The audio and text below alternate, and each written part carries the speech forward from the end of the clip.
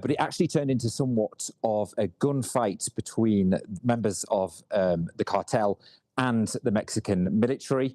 A number of cartel members were killed.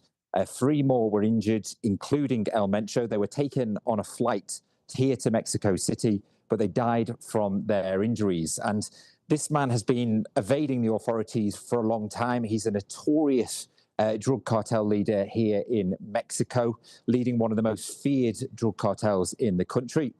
And we now know that the US intelligence was actually involved in the operation to capture him.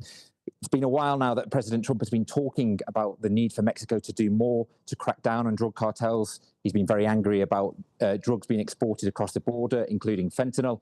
And we understand that the operation that took place on Sunday morning here in Mexico, the US were involved in that in terms of intelligence, but it was Mexican special forces who went in. They tried to capture him, but they ended up killing him during a gunfight between cartel members and the military. You talk about that gunfight. Just talk to us as well about the violence that we've seen now more broadly across Mexico as a result.